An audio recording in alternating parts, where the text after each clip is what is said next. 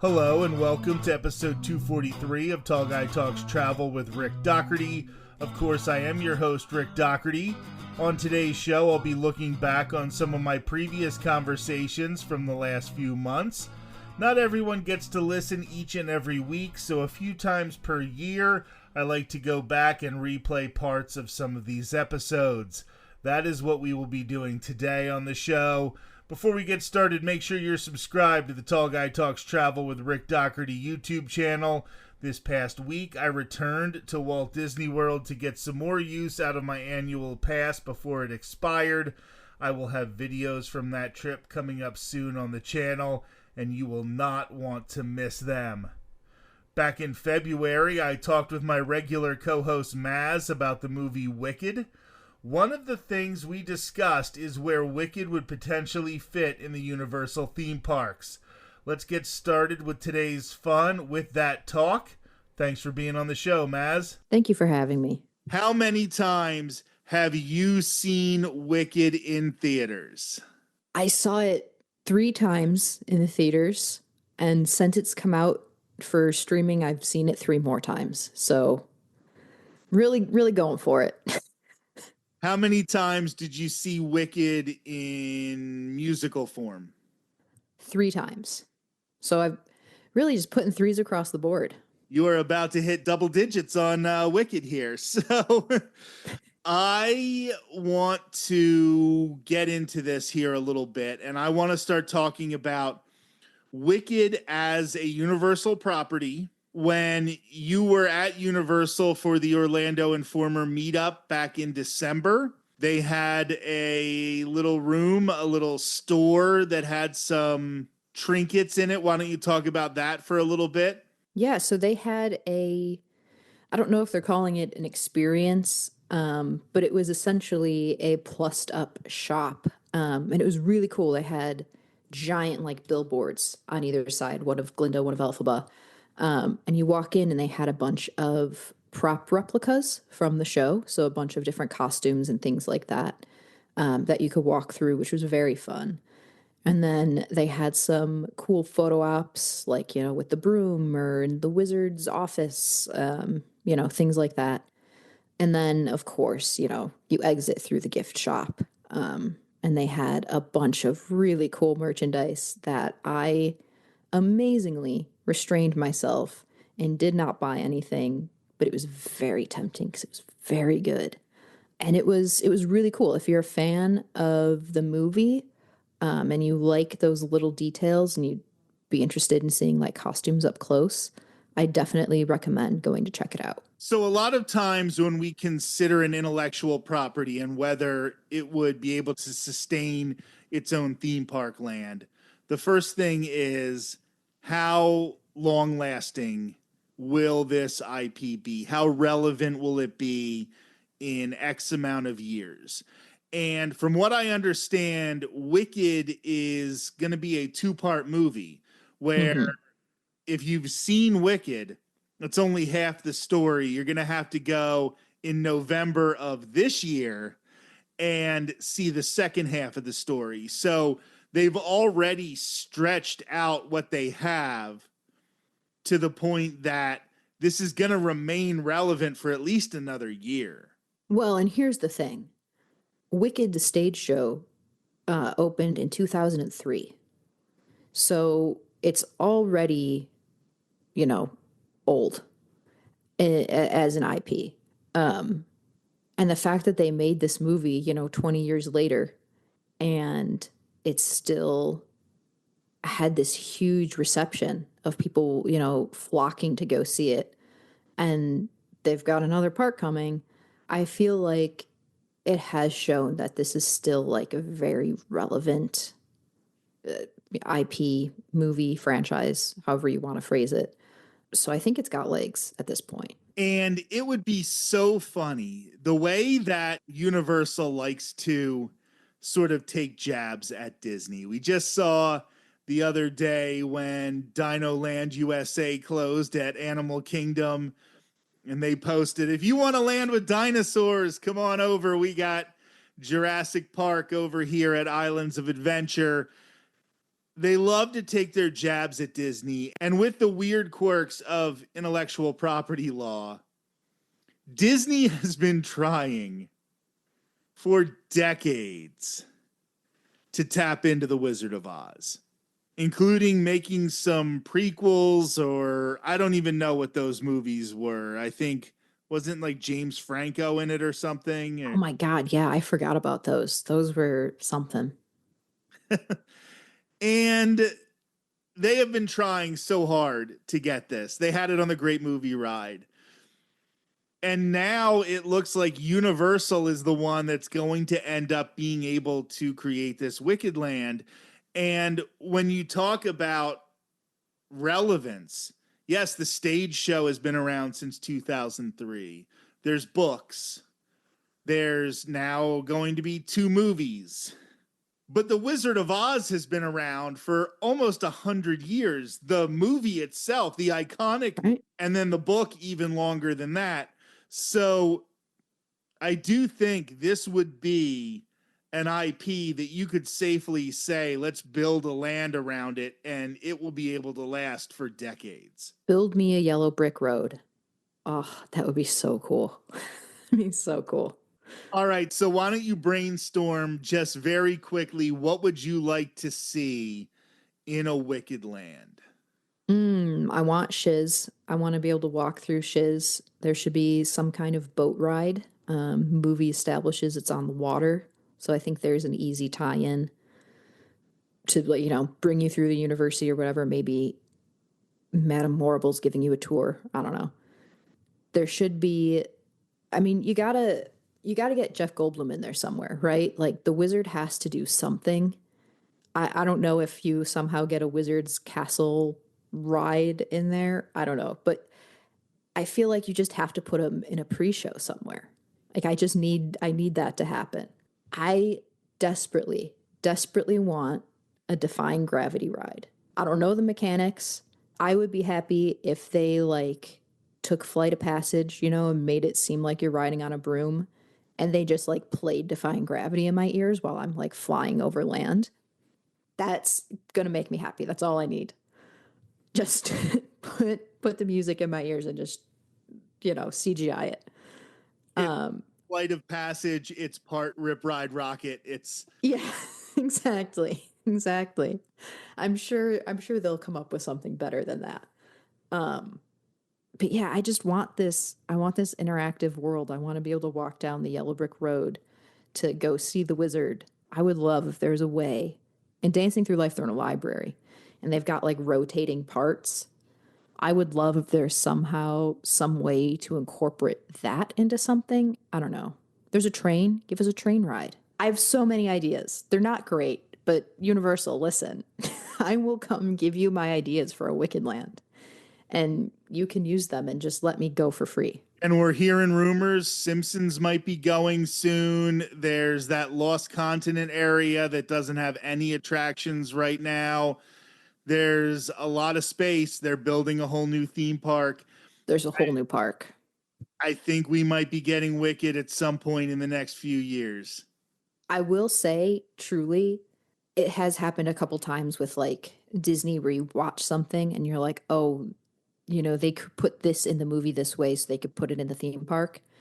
And I felt that while watching Wicked. There were a few scenes where I was like, oh, the way they built this, it feels like it's meant to be a theme park. And at the beginning, there's one section where Cynthia or Elphaba is singing The Wizard and I, and she's like exploring through Shiz, and she's like, going down these different cool paths and different rooms and stuff. And I think that would be a cool, like almost the Moana walkthrough. If they could do something like that with that kind of set, I think would be a really cool thing. I do fear that them creating a Wicked Land would subject a lot of regular day guests to just listening to people sing. And like, I might be part of the problem. Like, if you put me in those shoes, there's a small chance that there will be a part of me under my breath, going like, when I meet the wizard, because I just can't help it. I tell you what, some great ideas. Universal, make it happen. Maz, it is always such a pleasure to have you on the show. Thanks for being here. Thanks for having me. This next clip is from Janelle Jones. She decided to change her life and travel North America in an RV as her permanent residence. The entire conversation can be heard on episode 204 on December 27th of 2024. Thanks for being here, Janelle. Thank you, Rick. I'm glad to be here. So, you are doing something that I think a lot of people would envy. I just don't know how many people would be willing to sort of make that jump.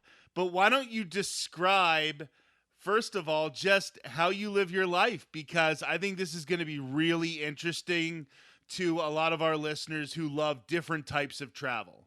Yeah, thanks, Rick. I will. The quick version is I sold everything I own, and I mean everything. I don't have a storage room in nothing. And I went and bought a 36-foot RV, and I live and travel full time in an RV. And when I say I travel full time, meaning I move every week to 10 days. Always, like right now, I'm stopped for a month. But for the most part, I move about every 10 days. So, what made you decide to live this type of life? Were you feeling kind of stuck in a rut, or did you go on road trips and just love that feeling and want to have it all the time? What made you decide to make this big leap? And it is a big leap. And I did it at 60 years old. This isn't like van life. I mean, I'm a woman and I'm single too. I do this on my own. It really starts, and this is such a cliche, it starts in childhood. When I had six brothers and sisters, we didn't have any money. So when you're poor, you move a lot. So I went to 12 schools in 12 years. So that kind of moving is in my blood. I hated it, but it was it's how I raised. That's what I know. So when I retired at 54, I was like, okay, now what am I going to do? You know what? So I moved to I was in Florida. And I moved to Texas. I was around the family. I bought a house. I renovated it. 2 years. I bought another house. I renovated it. So I started noticing RVs. I noticed them at my old job, but I started noticing RVs, and I thought, what if I did that? Traveled with that, because I've done Europe several times.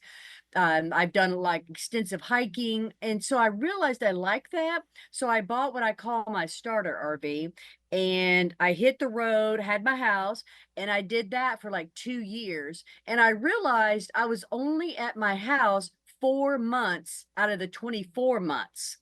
And along the way, I tore that RV up. I mean, I hit a building, I hit a McDonald's, I scraped everything off the roof, I went four-wheeling in it. I mean, all kind of stuff. And that's what made me realize I really like this life. I was only going back to my house to check on my house. So another year or two, I was like, you know what? I'm doing this. And I sold everything and bought a big RV. It's big in the RV world, but it's only 320 square feet. I mean, I'm tiny living is what I'm doing. And it is such a fulfilling, simple, easy life. If I told you, I can't remember all the places to tell you where I've been just this summer, just this summer that I've done. So you're right. When you first said not everybody could do this, I have so many people say, man, I wish I could do this. I'm like, you can. It takes a lot of steps, but you can do it. So I just want to know, kind of, we all have that experience in maybe planning a vacation, and we're like, okay, I want to go here, and you start planning months in advance. But I have a feeling that's not how you do it. Like, do you just one day decide I'm going to pick up and go to X location? Or are you kind of planning out your course throughout your life? Like, are you looking 3, 4 steps ahead? Yes and no. So in this year, for example, in March, I have an RV group. I started in March, and we did Texas, and we came up and went to Oklahoma City and Pella and did the Badlands and came all the way down California. And that was planned. But right now, I know that I'm staying for a month here. I'm in Southern California, and then I'm going to go to Mexico for a month.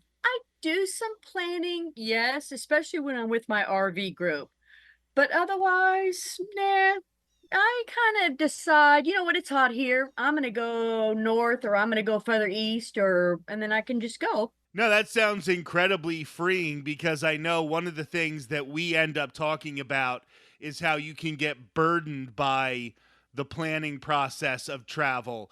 And that sort Yeah. of takes away from that burden, and you can sort of feel free to just pick up and go on a moment's notice. So I obviously don't live your type of lifestyle, but I have done a lot of cross country road trips, and I do think there is something really romantic about it. I don't know, there's something about pulling into a gas station at 3 o'clock in the morning, and there's just like this sense of freedom, like the world is your oyster, and you can either keep going or you can stop and take a nap. And there is a real freedom aspect going back to like Route 66 mythology and all that kind of stuff. So, do you end up having that type of feeling all the time, or does this, just like anything else, start to settle in and just be your life? There definitely is freedom in this. Yes, that whole Route 66 and all, absolutely, there's that freedom. When you open the door and you're looking out at the redwoods, and then a week later you open the door and you're in a state park and 5 minutes from Crater Lake, yeah, there's definitely a lot of freedom. I never pulled into a gas station at 3 a.m. I know you're kind of using that as an example, but mostly when I drive to about 2 or 3 o'clock during the day and I find somewhere to park and hang out for the rest of the night. I'm not I'm not going anywhere that I have to be somewhere. And so I can't, except for the early days when I didn't know better. Now I'll drive 3 or 4 hours. And one of the great benefits of this is, yes, the freedom, but it's also like I never have to use the gas station bathroom again. To me, that is the greatest. I just go in the back. I don't have to eat gas station food. I can make a sandwich. I've got a microwave. I can heat up something. That's one of the good things about, this type of travel across country. And my RV is totally self-contained, meaning I have 80 gallons of water. I have solar all across the top of my roof so that I don't need to plug in anywhere. So I literally can pull off into free land that once you learn this life, you know where to go, where it's free land and beautiful surroundings, and can stay there as long as you want or until you run out of water in my case. And you did mention not, stopping at a gas station at 3 o'clock in the morning. And that is something that is sort of a privilege to people like me. I'm a guy, I'm a big dude, as people know. I'm 6'4".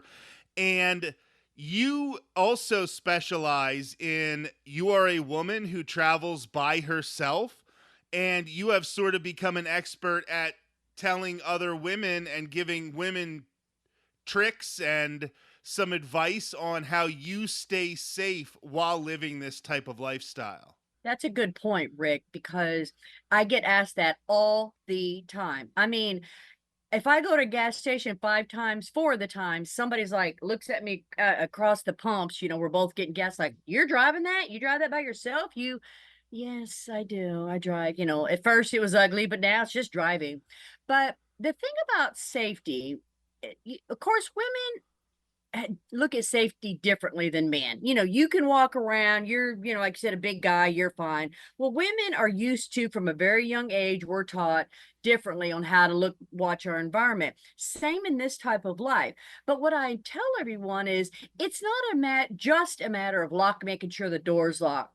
It starts at the very beginning of being able to handle your rig, knowing how to drive your rig, knowing what to do when things go wrong. I've had 2 major blowouts and it was pretty scary, because the RV jerked, and then I'm on the side of the road by myself with this 60 feet of vehicle. That's how long I am going down the road. 60 feet of hot mess, I call it. So there's so much more to being safe when you have something that you break down, knowing who to call, having the services. I have two roadside services, two of them, because if one can't, the other one can, and they're both for different things. So it's not a matter of, just like I said, locking the door. My RV, for instance, I'm higher up, so the bad guys would have to have a step stool to come in the windows, which, okay, maybe they would, but and then they could, to get in the front door, they'd have to have a crowbar. They could get in easily if they had a crowbar, but I feel like I would hear them and be able to react and respond to it. So I appreciate you saying that about teaching other people. I do webinars, and it's all about safety. It's for the men too. Not everybody is 6'4" and or wants to get entangled with somebody. It's like, from the back here, start from the beginning of being safe, not just you're confronting somebody and it matters that you're 6'4". No, that's an excellent point, because there is a lot that goes into safety, especially like even on, cross country road trips, just a matter of knowing where you are. So if you have to contact an emergency service, that you know where to tell them you're located. Yeah, that's so true. I'll catch myself on a highway, I'm on it for 200 miles. And every once in a while I'll think, what mile marker am I at? Okay, something happens. And I'll have to realize I don't even know what mile marker. I haven't noticed an exit lately. So I consciously make myself look at a mile marker every once in a while at least, or take note of the exit every once in a while. It's so many simple little things like that once somebody kind of points them out to you, they make sense. So I wanted to get more to this romantic aspect of it, and I want to start talking about some of the locations where you've gone, especially the ones that have surprised you. Maybe a place that you went and you weren't expecting it to be like awe-inspiring, but you got there and you thought, wow, this is why I do this. There's been several of those. For instance, my first one I really remember was the Grand Canyon. We've all been to the Grand Canyon, or, it's a bucket list, and you park, you fight the traffic, you walk up to this fence, you look out on the Grand Canyon. It's beautiful. You walk this way a little bit, go to the gift shop, you walk this way a little bit, go to the interpretive center. Well, my group that I travel with knows that there's 13 miles of path that people with bikes and hikers can go on. And so we rode around the Grand Canyon for 13 miles and really and truly got to see the Grand Canyon. I had no idea. I had been there before. I just looked over the fence like everyone else. We went on a hike called the Wave in Arizona. And, that sounds good. And I love hiking or whatever. But I didn't realize until later, this is a hike that's by lottery, and 200,000 chances, people, or I don't think it's people, but 200,000 times a year, people try to win this lottery for, like, I don't know, 16 people a day. And one of the guys in my RV group won. And so we got to go on this hike, the Wave. It is an unbelievable, awe-inspiring, look up the Wave if you've never seen it. That is another one. We're going to wrap up with my good friend Jillian, who was on the show on June 19th and 26th of 2025 in episodes 229 and 230 to talk about the 30th anniversary of her favorite Disney princess movie, Pocahontas. Thanks for joining us, Jillian. No problem. Hi. So I want to just get right to the races on this movie, because this is your favorite Disney princess movie, and we're going to really want to cover a lot of different aspects of that. So first of all, why don't you just say, what is it about this movie that makes it your favorite Disney princess movie? It's just probably going to sound corny, but it's the love story.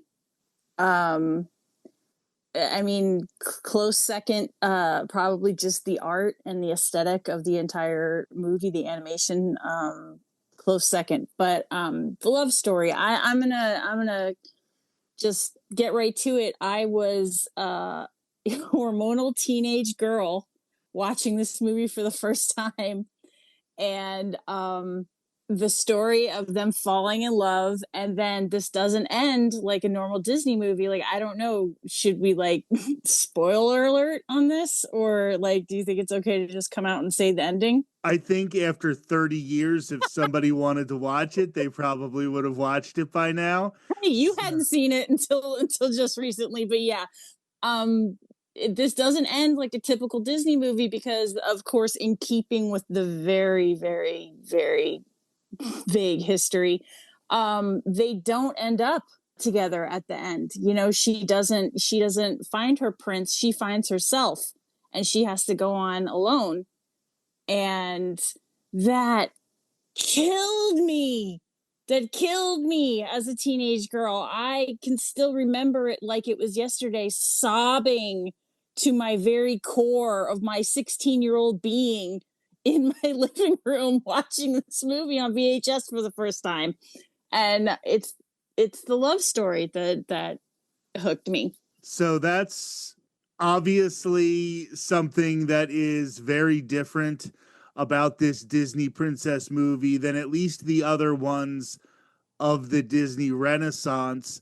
Another difference is that Disney really does not, and maybe they've been doing a little bit better job in recent years, but Pocahontas is a Disney princess that they have almost hidden.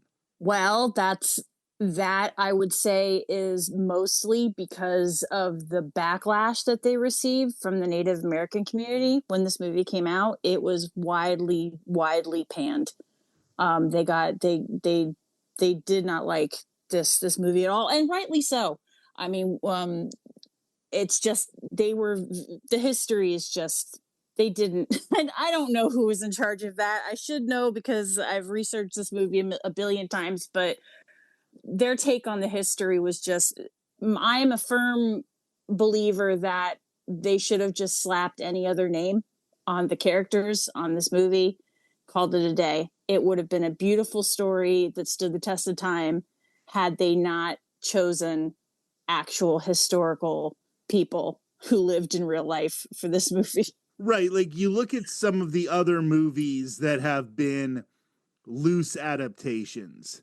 I guess the closest thing to this would be Hercules, just because that's actual mythology that is a part of history. Like we know the actual Hercules mythology throughout history, but this isn't like, you know, taking the Ice Queen and loosely adapting it to Frozen. Yeah. This is taking an actual person with, well, actually multiple actual people. Like John Smith actually existed. Mm-hmm. Her father, they even say that Kocoum is loosely based on somebody in the tribe. So I definitely think, and I agree with you, that if they would have changed the name, if they wouldn't have tried to connect it to that exact person, those exact people, maybe even instead of having it be Jamestown, having it be a later colony, you know, a couple decades later when some of this stuff wasn't quite as stark even. Like at this point, it is such a problematic time to try to make that connection. But yeah, so that has led to Pocahontas being very underrepresented in the parks. The meet and greet for Pocahontas happens at Animal Kingdom, which is another one of those problems that Disney has with associating characters of color with Animal Kingdom for some reason. Yep. It makes a little more sense with Pocahontas because of just the story and how she is involved in conservation and nature. And John Smith talks about wanting to build big cities in the New World, while she's saying, well, that's not necessarily the right way to go. So I get why they think that makes sense, but it's still something that they do way, way too often. Yeah, I think they very much play it off of the the earth and the nature and the environment aspect of the park is what they try to do, but it always ends up being, like you said, people of color or their characters that aren't white. But yeah, I agree. That's exactly what they did. And I mean, since we're talking, it's the 30th anniversary. I mean, it is true because I was, present when this movie came out on VHS. I didn't see it in the theater, but I saw it as soon as it was released on VHS. And the minute I did, I wanted every bit of merchandise I could. But, the VHS didn't come out until 2 years after the movie released back then. It's not like it is today, of course, like many other things. But I wanted every bit of merch I could find. Nothing. It was already in outlet malls. It was already cast out of the Disney stores in the mall. It was gone. Like my parents on our Disney vacations were tracking down cast members and asking managers, where is your Pocahontas merchandise? And from then on, we didn't see any resurgence in merchandise, like her in the parks, any them being included in clips for Disney, for various Disney things, until about 10 years ago, until like the 20th anniversary. And that's when you started seeing all the merch trickle back in, and me being broke again, buying it all. You certainly did go out and buy it all, and I never really put two and two together that back then, by the time you would see a movie, if you didn't see it in the theaters, that all of the marketing would have been done and all of the merchandise would have been gone from the parks. It's not like it is today, and that is something that, in the case of Pocahontas, where it didn't do the numbers that they were expecting, I just never connected that that's why every time Miko appears on something, you were texting me like, hey, are you going to be in the parks? Can you get me this pin or this Oh my pair of God. ears? Yeah, that's exactly why, because I spent 20 years chasing this stuff down on eBay, or like if one single solitary thing happened to pop up 1 year in that 20-year span, I'd have to like lose my mind and find it and like pay, whatever resellers wanted for it. But yes, that is exactly why I became like a treasure hunter in that sense. So I want to move on to some of the positives from the movie and some of the things that I think have stood the test of time. And one of them is that this movie has some bangers on the soundtrack. Yes. And I would say that it had two legitimate hits on it. Definitely Colors of the Wind was a big hit, but I would even say that Just Around the River Bend was sort of a moderate hit as well, where this put two big songs, and Beauty and the Beast had a lot of big songs, and Little Mermaid had a lot of big songs, but even through the Disney Renaissance, like there was one song in Mulan that was big. I guess I'll Make a Man, but that's a different kind of big. That's Disney big, not general public big. And it did have two major songs, and then the soundtrack itself is really, really good. Do you think that the music played a part in how much you related to this movie? Yes, I mean, of course. I mean, but I feel that musical connection with any Disney movie. But Colors of the Wind definitely probably did it, was at the top. It won an Oscar that year. That was I think the only Oscar that Pocahontas won. For I can't remember everything they were nominated for, but Colors of the Wind got an Oscar for the song. And fun fact, I was going to ask you, did you just watch the movie on Disney Plus, or did you like watch it in some other form with extras or anything, content of any kind? No, and I guess we'll get to this. I had never seen Pocahontas until preparing for this episode. So I have only watched it once, and I watched it very recently. I did watch the Disney Plus version. Okay. So didn't see any extras. Okay. I know a lot of the stories surrounding the movie from other things I've seen, but there's a lot that probably I am missing. Oh, do you remember? Did you stay through for the credits? For the song that hit as soon as the credits started rolling? It was a song called "If I Never Knew You" by John Cicada and Shanice. Yes. So that, fun fact, was a whole deleted scene from the movie. They had it almost animated all the way out. It was supposed to be a love ballad for the movie, and Mel Gibson and Judy Kuhn sang it.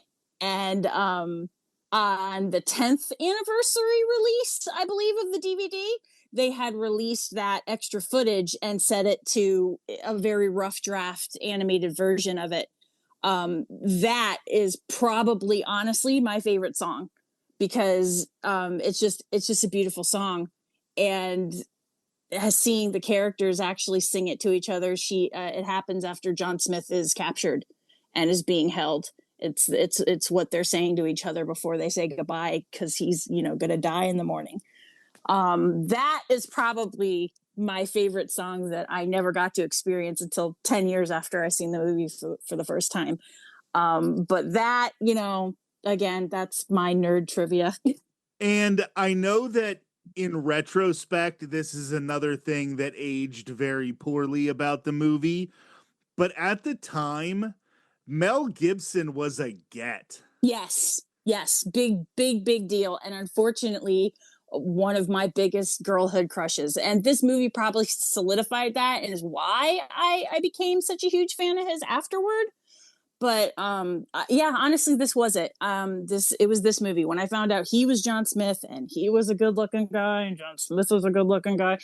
And once again, I told you I was a hormonal teenager. He became one of my biggest crushes, Hollywood crushes. And yes, that has not aged well at all. But it should have been something that at the time you would have thought would have helped this movie. Now, I know that a lot of the other famous people that got tapped for Disney Renaissance movies, you're talking about having Robin Williams as the genie. You're talking about Eddie Murphy as Mushu.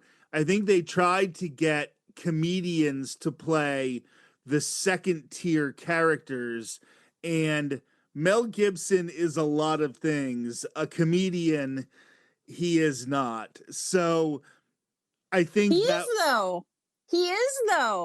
You gotta watch the Lethal Weapons and those movies. He's hilarious. He's a smart aleck, and he's very good. He's very good at comedy. I imagine you probably haven't seen very much of it, but that's another conversation for another time. He's good at comedy, but he's not required to do that in this role. Like, it was a different celebrity get than the previous Renaissance movies. So they kind of went away from the formula a little bit. I mean, they really did go away from the formula, because in this one, the sidekicks don't talk. Yeah. And it's animals. And that is something that is very, very different from a lot of the other Disney, especially Renaissance movies. Yeah. This has been episode 243 of Tall Guy Talks Travel with Rick Doherty. We will be back next Thursday with a more traditional episode of the podcast. Until then, have a great week.